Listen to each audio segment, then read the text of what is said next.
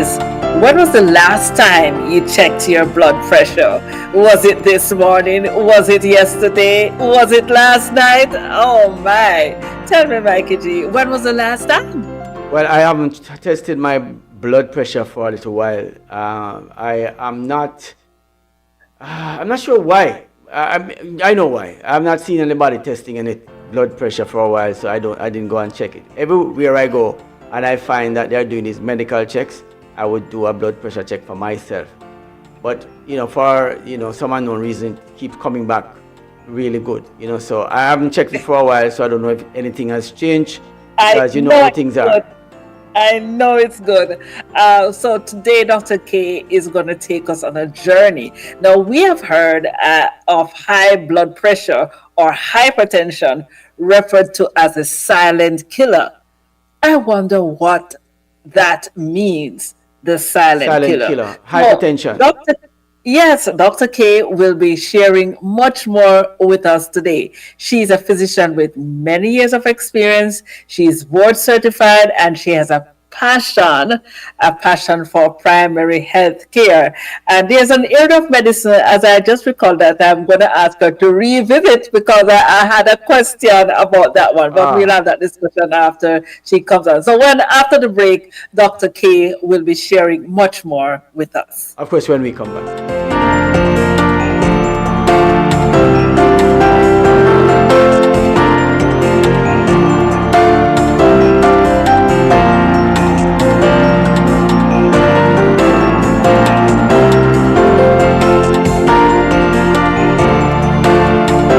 Dr. K, welcome to the Breakfast Hour. It's Wellness Wednesday, and we have heard about hypertension being the silent killer.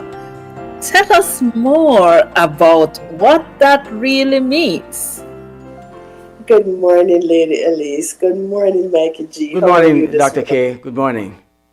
Yes, we don't talk about high blood pressure as much as we should, really. And this morning I decided that we need to revisit that topic because we haven't spoken about it in a while. So, really, what is hypertension? Now, as you mentioned before, hypertension is called the silent killer.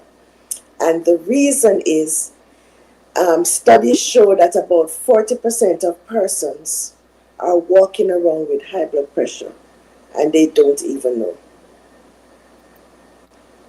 And that is because high blood pressure doesn't really cause symptoms early.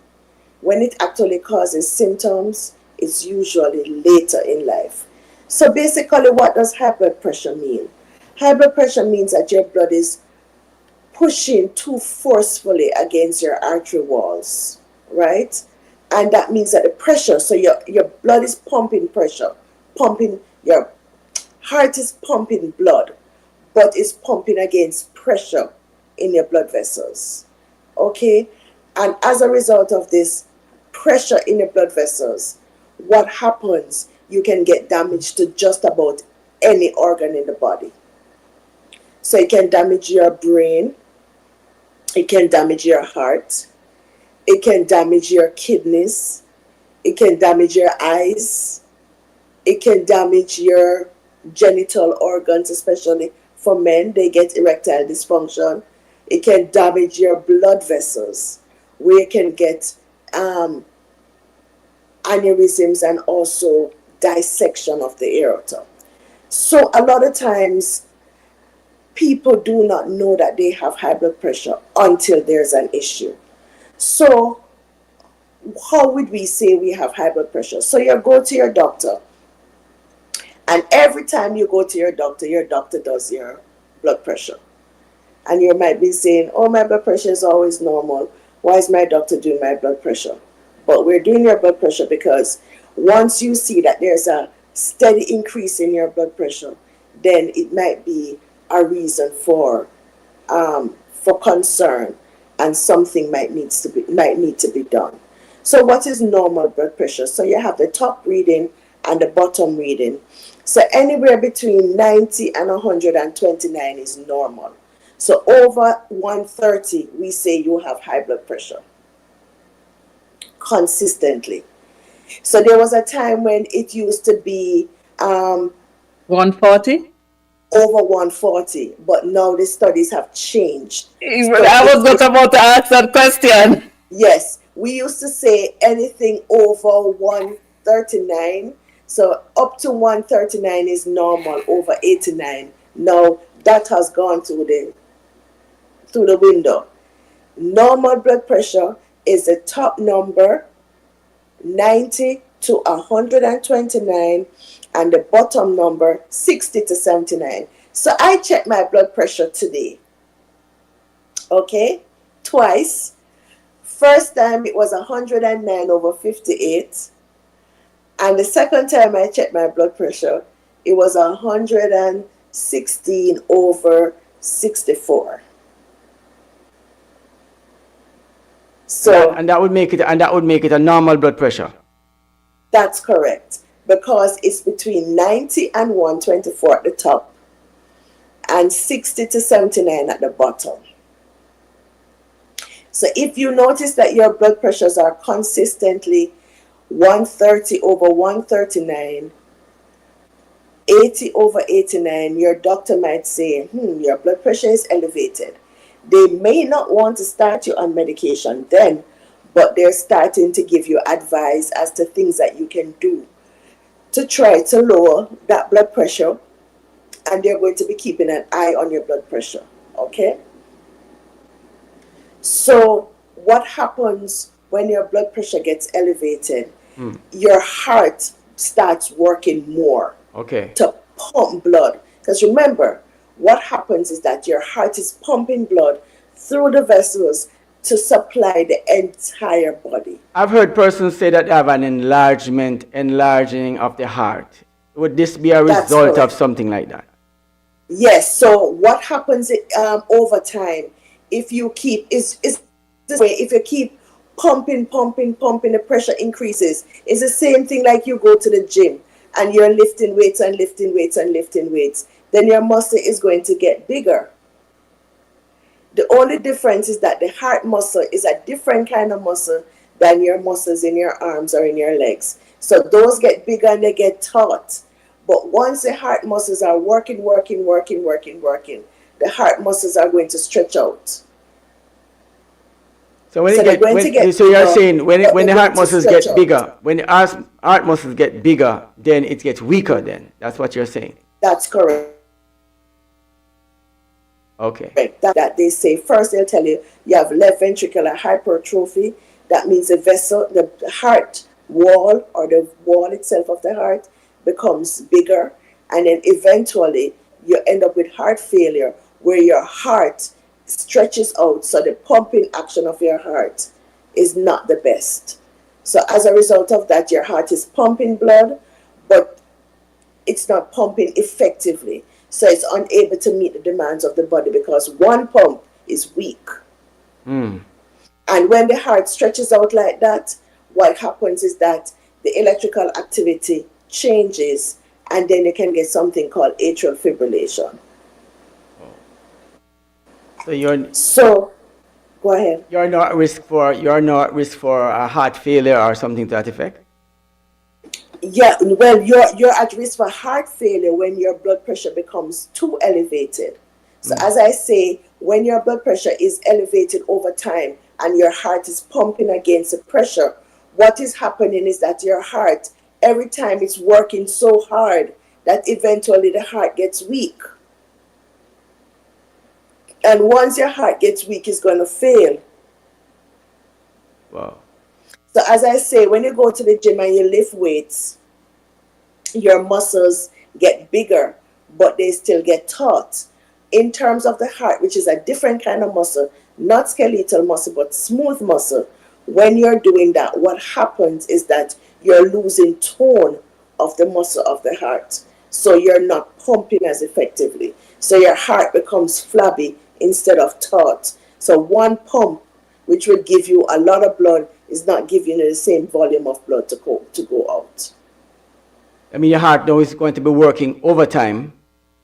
Over time, your heart is going to be working faster, and the harder your heart work is, the weaker it's going to get over time. And does that have anything to do with your respiratory system? Do you get short? Yes. Okay. So once your heart starts failing, and your heart now, so the part where you have the four chambers, blood comes into the right side of your heart, into the atria, go into the ventricle, come out, go into the lungs, get cleaned up, so that dirty blood from the rest of the body going into the right side, then go down into the ventricle, then go into the lungs, get cleaned out, and clean blood comes onto the left side of the body and go all the way down, and then go into the ventricle, and then go out the body. Now, every time you're pumping blood and that area is flabby, what is going to happen is that you're going to have pooling of the blood in the ventricle, then you're going to have backup of the blood into the left atria, then back up back into the lungs, and then back up back on the right side, and then back up back into the body. So eventually what happens when you go into heart failure, because the blood is backing up, is not pumping effectively, what happens is that you're going to get fluid in the lungs, and then you're going to get short of breath, and then you're going to get fluid backed up in your liver and in your legs. So your legs are going to start getting swollen, and those are signs that you're in heart failure. Wow.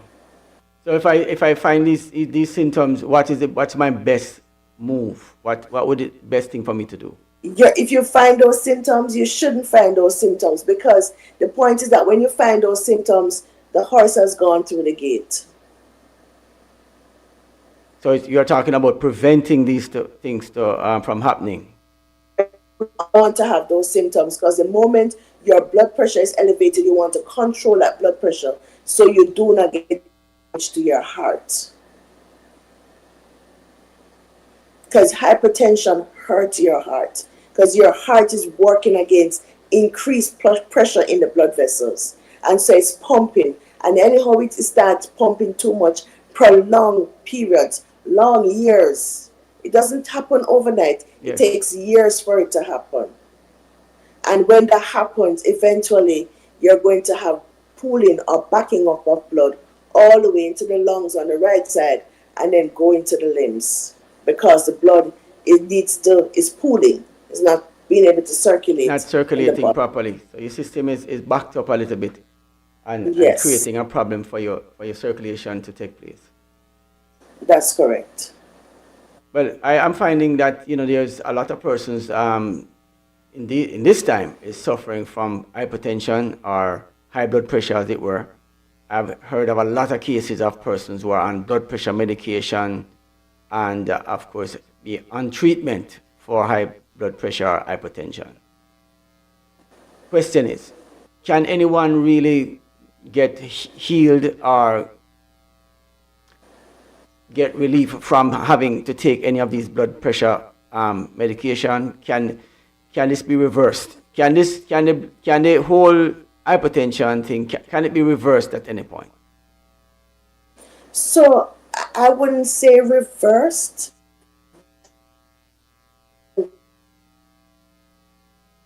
So you have things that are primary hypertension. So you have primary hypertension. If you have a family history of high blood pressure, these are things that are causing you to have high blood pressure primarily. So if it's obesity or inactivity, or genes cannot be reversed, but if there are causes that are reversible, say for example alcoholic intake, not getting enough sleep, stress, these are things that yes can be treatable, and as a result of that your blood pressure can go back to normal. Do you understand that? So you can have things that are going on. For example, somebody who's going through a period of stress, their blood pressure can be elevated, and it could be elevated for a while because they're not handling the stress properly.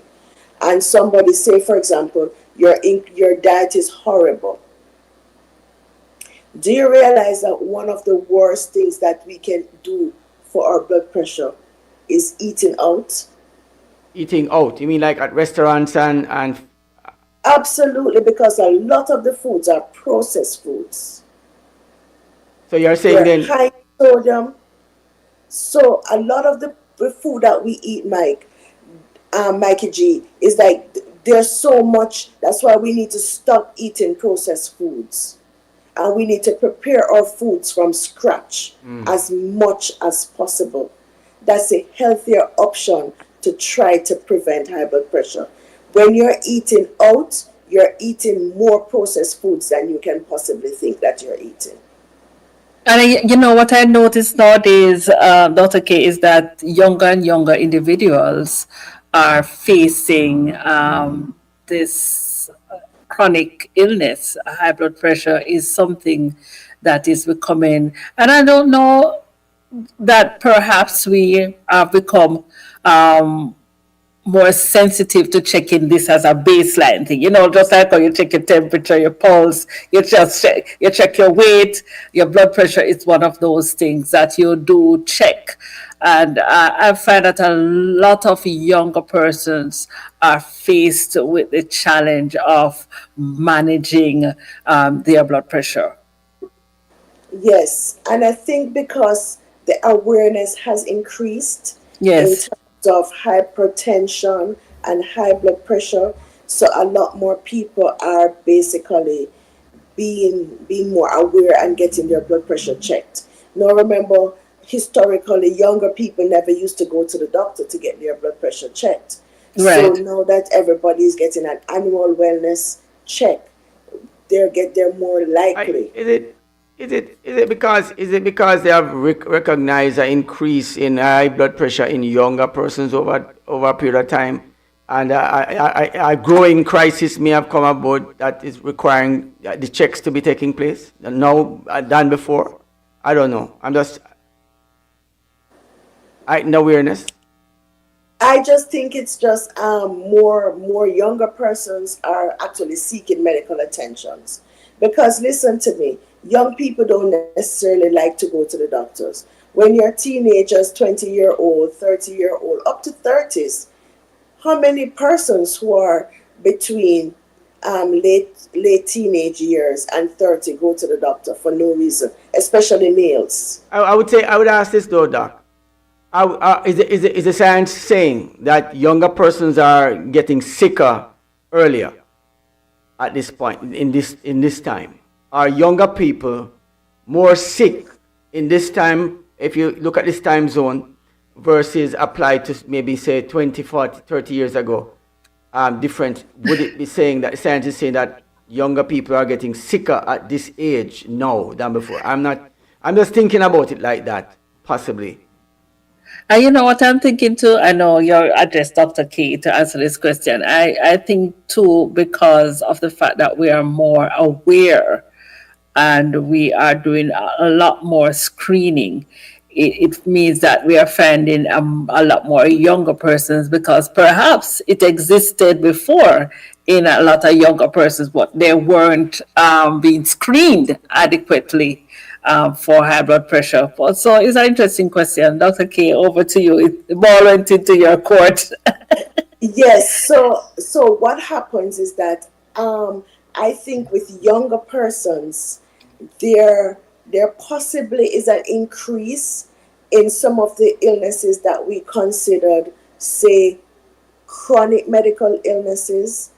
What they're finding is that a number of younger persons, and it's probably because of our the entire social structure now, they're plagued with a lot of stress. They're plagued with things like their Could diet, could the it be way video they're games, eating, not Doc? exercising. Go ahead. Could it be that they're plagued also with video games, So sitting they're on not moving couches? as much. Sorry. You mean so they're couch potatoes Yeah, and yes. not moving They're as playing with video games, sitting on couches, eating all day, drinking and playing video games and not moving at all. No exercise, no sunlight. I'm just thinking along that line. Yeah, but I think possibly the fact that they're eating all day and eating the wrong things, so obesity tends to be increased in younger persons. And with obesity overcome a number of other diseases or a lot of other conditions. So what we need to understand is that we need to move, we need to get exercise. And it's recommended that you get at least 150 minutes per week. And I would, that's easy. That's 30 minutes per day for 5 days. That's I at would, I would, least I would, I would, I would 150. say, Doc, if you run a test on these guys who play the video games, I'm just targeting those for now, just for this period. You might find that their fingers are healthier than the rest of their bodies. And at least the finger that's but you will realize that even in some countries, children are not going out to play the way they used to play before. Remember, children always, you have sorry, there's PE, there is break time, lunchtime. Children, you hardly see children running around and playing as much as they used to play before. Right. Even the summers, holidays, you don't see kids playing basketball, running around, playing tag, playing badminton, just chasing each other. Half of the times you sit there sitting down on their phones and watching stuff, and even if they're outside, they're sitting down on a chair, on a rock, or somewhere on their phones and not communicating and not conversing with each other. And I'm telling you that I've watched the turn of the century where, even when we used to go and play pinball machine early days, we had to stand up and run around the machine to do it. These days, the games are not so much active. They are usually sitting down, playing a lot of linked games with each other, and they're in a like a studio setting, and they're just there all day doing that. And I find now that I'm listening to some conversation coming out that says that this is where it has affected a lot of youngsters health-wise, because they're not actually moving as much as they should, and they're not coming out for the sunlight, vitamin D that they should get. And of course, as I said before, if they were supposed to walk out of that room after a while, they might have to use their fingers to do it, because their fingers would be the most exercised part of their bodies. You can imagine somebody walking out on their fingers because their legs can't work because they haven't been used for weeks. That kind of thing. I don't know, Doc. I'm just saying that. I'm just thinking about it like that. I don't know. Yeah, well, that is true. We are living a much more sedentary lifestyle. But needless to say, when this hypertension strikes at a point, sometimes persons with stroke and end up with debilitating. It is very, very troubling for the patient and also for the family members as well. So it's important that we do take the necessary precautions, check our blood pressures. It's simple, right, Dr. K? Absolutely, absolutely. Checking your blood pressure is very simple. You can go to the pharmacy, and if you want Mm-hmm. to have a blood pressure machine, you can get a blood pressure machine for $40. So, I mean, Amazon, somewhere you can get a good blood pressure machine that you'll be able to monitor your blood pressure at home. And that's something you can use to monitor the entire family. And depends on some insurance, you can get over the counter benefits that can give you that you can use to purchase a blood pressure medication.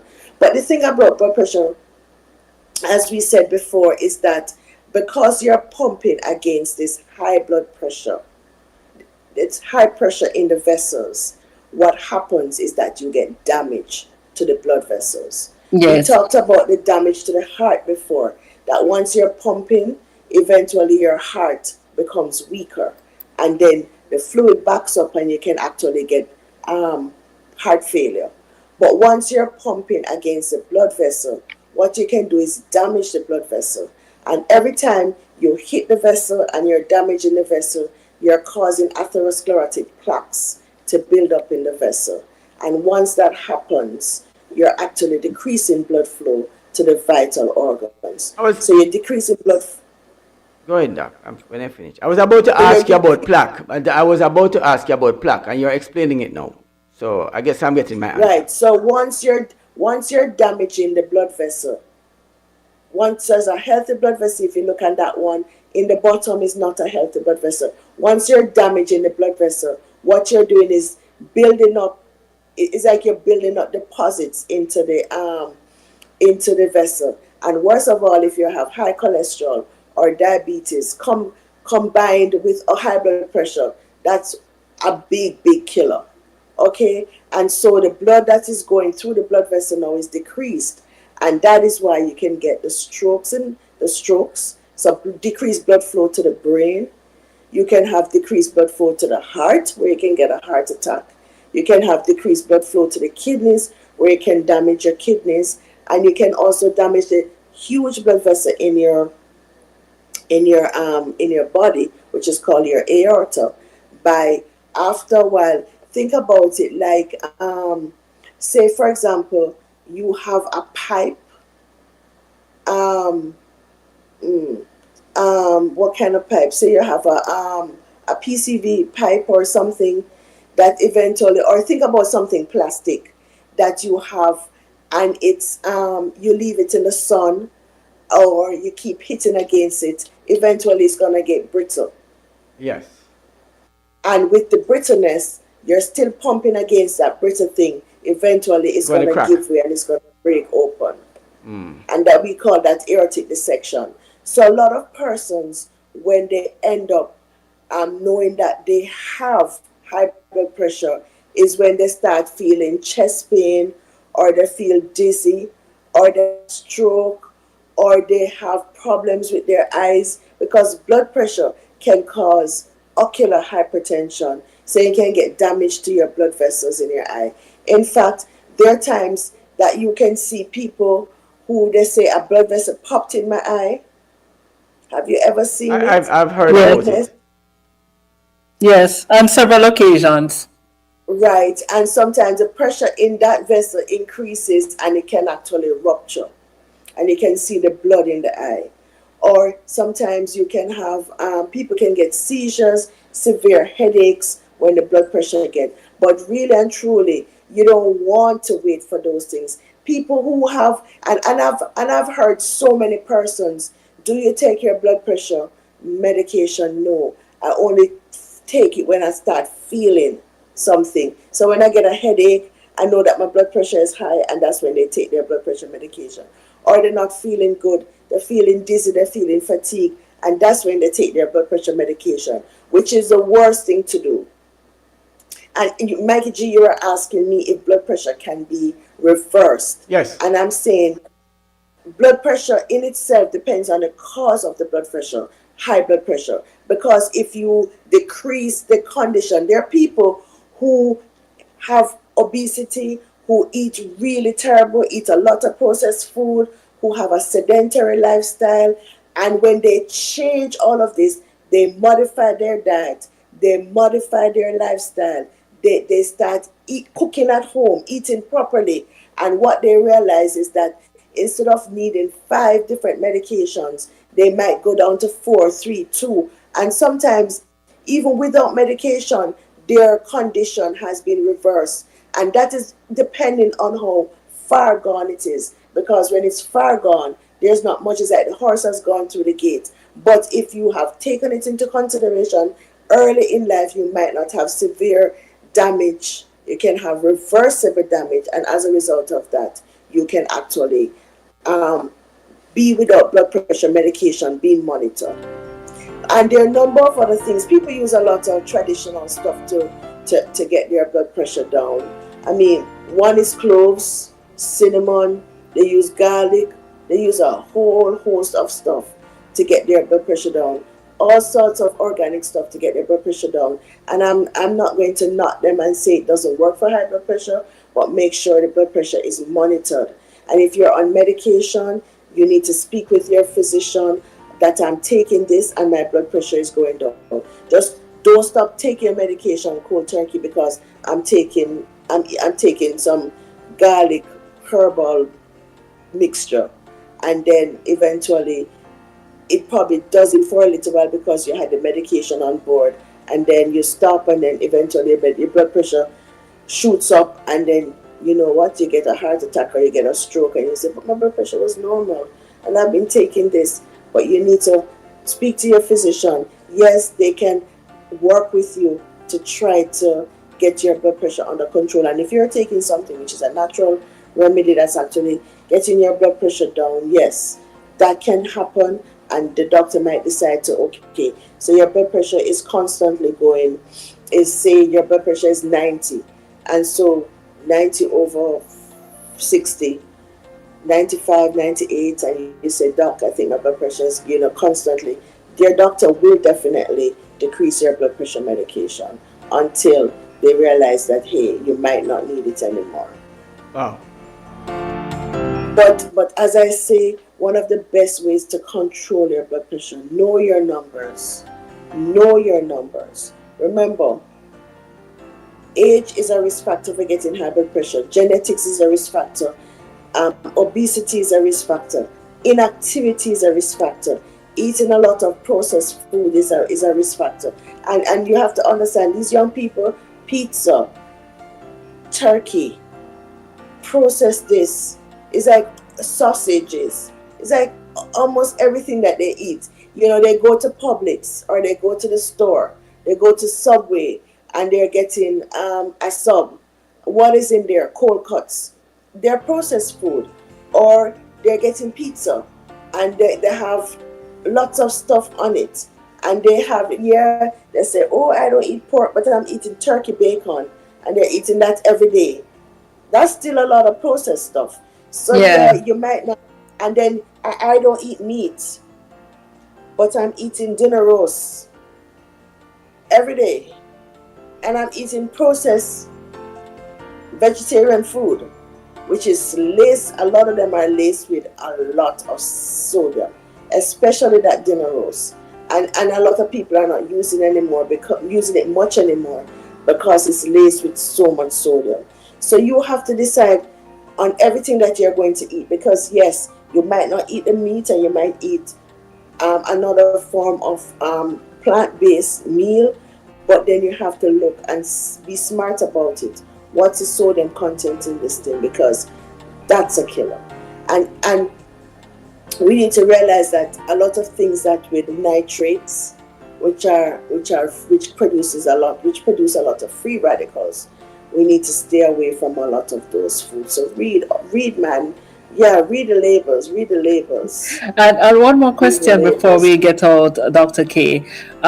When would you say that it is safe for me to seek medical attention? So if I've been monitoring my blood pressure, um, after three high readings, three above 130, 90, thereabout, that's when I go and see my physician. That's correct. So if you have one reading, so it has to be more than 3 consecutive. So I could my blood pressure today. Say I told you I checked my blood pressure today, and I checked it twice. So my blood pressure first reading was 109 over 58, and then I checked it again. It was 116 over, what did I say, 60 something? 58. No, it was 58 the first time, 109 over 58. The second time it was 116 over 60 something, like 63, 64. I don't remember what the number is now, but it was in the normal range. And so tomorrow I check my blood pressure and it's 144 over 82. Okay? But then, okay, I check my blood pressure again next week and it's 120 over 60. And then the next day I check my blood pressure is 130. But that's not consecutive reading. So why is my blood pressure normal sometimes and the other days it's abnormal? So you wouldn't really call that high blood pressure. But every time I go to my doctor, so I would say, doc, I probably would have a concern. And after a few readings where it's up, it's down, it's whatever, I'd be probably wondering, what is my pattern? Is it my diet? Is it that I'm not sleeping? Is it that I'm stressing? Because remember, sleep affects your blood pressure. So if you're not resting well, your blood pressure can be elevated. Okay? If you're stressing, your blood pressure can be elevated. If you're not eating well, your blood pressure can be elevated. If you're not getting enough exercise, your blood pressure can be elevated. If you're not getting enough food, and that's another thing, foods are very important. Foods rich in potassium is good for your blood pressure. So your banana, your spinach, your Brussels sprouts, those things. Oh Lord, Brussels sprouts can be good. Depends on who cooks it.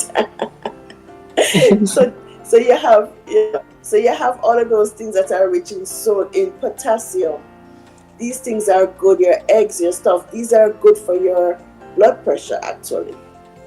So things that Okay. are rich in potassium, are good for your blood pressure.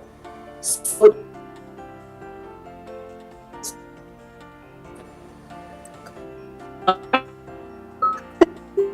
these are you need to understand, and so we know what the normal values are. Once you're going 130 and above, or um, you want to keep your blood pressure below that. And remember, blood pressure hurts. It hurts the heart most of all, but it also hurts other organs. So there are men who say, I don't want to take blood pressure medication because my thing is not going to stand up. But having high blood pressure, it's not eventually. So make sure you take your blood pressure, because high blood pressure, hypertension, does cause erectile dysfunction. And this is 2026. There are a number of medications that you can take that do not have the side effects of affecting that genital organ that's so important. Does hypertension, if I last, for me, the last question before we go, does it affect women in the same way it affects men? In terms of erectile dysfunction, Yes. I well, might a I might ask woman's that enough erectile sense. organ is, You know, well, you know how a you know how woman's you talk erectile, about the blood. You talk about the art that the muscle pumps and it stretches out. I remember you saying that. I was saying if it affects the women the same way. It affects the men. oh no, that's anybody. Anybody can be in heart failure. The only thing that women would be different for women is the erectile dysfunction. But in terms of your heart, and that's because women do not have a penis. That's it. So if you have it affects your heart just the way it affects a man's heart. It affects your brain. You get stroke. You can get kidney damage. You can get dissection of the aorta. You can get blood vessels, ocular problems. You can get just about anything. Heart attacks, yes. The only thing is that with women, premenopausal women, because of the estrogen, they tend to be a little bit more protected than men. And that is why over 55, when menopause sets in, men and women tend to have an almost equal percentage in terms of risk factors for different diseases, because the cardioprotective effect of the estrogen is not there as women get older. Thank you, Dr. K, for this morning. So that's what happens. So that's the only disparity between men and women. Yeah, Lisa, I But think you have to yes, take this one. go ahead. Well, what I do know is that this condition has affected some persons very near and dear to me. I I know that it is indeed a silent killer, and what we need to do is to manage those things that we are able to. I remember reading the Serenity Prayer, and you know, a line in the prayer says, give me the wisdom to accept the things that I can't change, but the courage to change the things that I can change. So it's important The for us to, wisdom, and the wisdom, yes, wisdom to know the wisdom, difference. and the wisdom to know the difference. So it's so important that we take this information not lightly, because hypertension, high blood pressure, is such a common thing that even if you're not experiencing it, perhaps a friend, a relative, or someone for sure who you know is having a challenge. So let's be there for each other. Share this information. Know your numbers, as Dr. K says. And I want to take this opportunity to express my gratitude. Thank you so much, Dr. K, for coming on each and every Wednesday to share with us and to encourage us to take care of our health. Small steps makes the difference. Thank you so much, Dr. K. Well, Absolutely, absolutely. And it's small steps. So you can lose 5 to 10 pounds. It makes a difference. Get walk 30 minutes for the day. Yes, it makes a difference. So little steps actually make a difference in terms of controlling that blood pressure.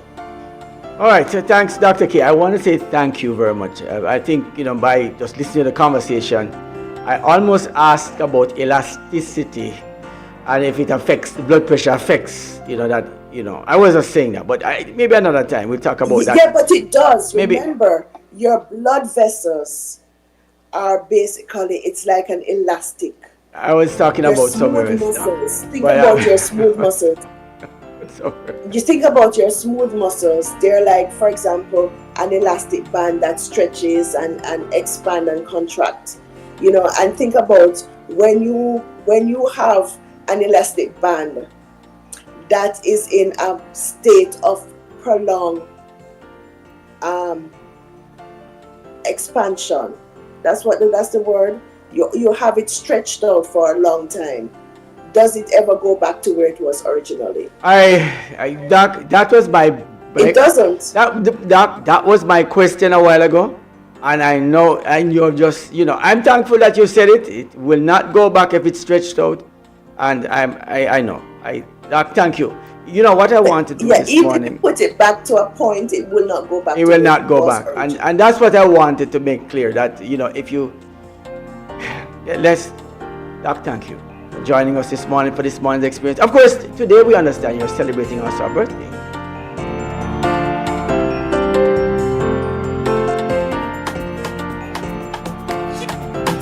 And I wonder, I'm thinking that. I'm thinking. So with that said, that's even showing how committed Dr. K is.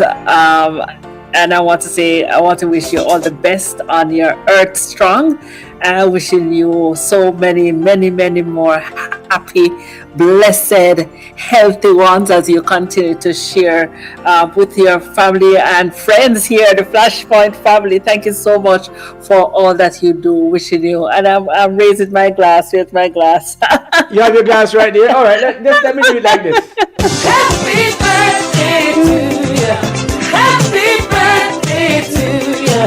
Happy birthday. Happy birthday. Let's do it again. To you. Happy birthday to you. So I want to say happy birthday to you, Doc, for another year, here and celebrating one more year, life, health, strength, and low blood pressure.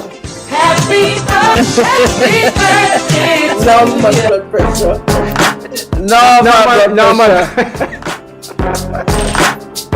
Normal blood pressure for this morning. Yeah, so we want to say, we're not going to ask you how old are you now or how young you are now, but we're going to say happy birthday to you, and may you live to say many, many, many, many more. Thank you. Yeah. Life. Celebrate. So we're celebrating this morning one more year. How you feel this morning? How you feel this morning? Tell me, Doc. Yeah. This is the effort yesterday. More year pandemic. Just grateful. One vibe. Give thanks for life. Next year we doing it again. All right, so that's thank you very much, Doc, for joining us for this morning's experience. Happy birthday to you. Hope you live to see many, many more. And of course, catch you next week, same time, same place, and we'll do it all over again. Thank you so much. Thank you. Okay, Elise, your last word.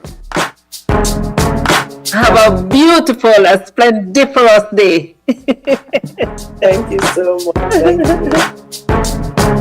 All right, that's all we got this morning for our health talk.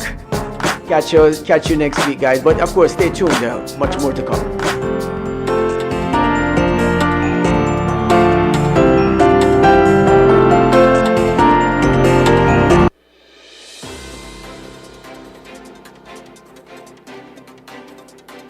Good morning. I'm Corley Karen, and here are your news headlines on Flashpoint Radio. The Cayman Islands government has moved to strengthen democracy with new legislation to provide funding for the official opposition. Premier Andre Ebanks says the measure recognizes the vital role of the opposition, currently led by Joe Hugh, in holding government accountable. The amendment also increases constituency allowances and enhances support for all members of parliament, with government highlighting the need to modernize systems as workloads grow. In international sports news, the International Olympic Committee has announced a new policy restricting eligibility for female Olympic categories to biological females beginning with the 2028 Los Angeles Games. IOC President Kirsty Coventry says the decision is based on scientific evidence and aims to ensure fairness and safety in competition. Locally, Cayman Islands Olympic Committee President Bernie Bush has welcomed the move. Cayman's cycling community is preparing for the annual Pierre Odim Memorial Ride on May 3rd. The event honors the late cyclist and raises funds to support his children, while also promoting road safety awareness across the islands. Regionally, Trinidad and Tobago's Prime Minister Kamal Prasad Biseso is raising concerns over the reappointment process of CARICOM Secretary General Carla Barnett. She is calling for greater transparency, warning that the issue could have long-term implications for her country. Meanwhile, the United Nations reports that more than 13,000 people have been displaced in Haiti following a surge in gang violence in the Artibonite region. Aid agencies say limited access continues to hamper relief efforts. And in global developments, U.S. President Donald Trump has agreed to a 2-week pause in military action against Iran as negotiations continue over the reopening of the Strait of Hormuz and a potential border peace agreement. Those were your breakfast hour news updates. Please continue to stay with us for more throughout the day.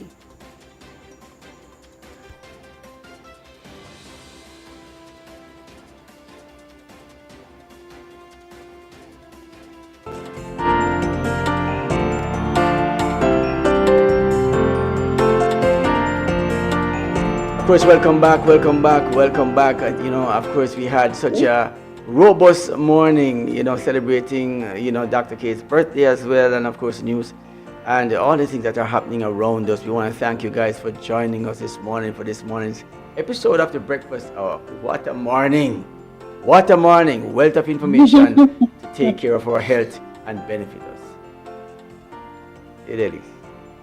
Yes, I want to just wish our listeners a healthy, well, wonderful Wednesday. Thank you so much for spending your time with us. And remember to go ahead, share the video, like it, and also be sure to make the necessary change to your health and lifestyle to improve your health. Thank you so much for joining us on this episode of the Breakfast Hour. Lately, I talked about the elasticity thing.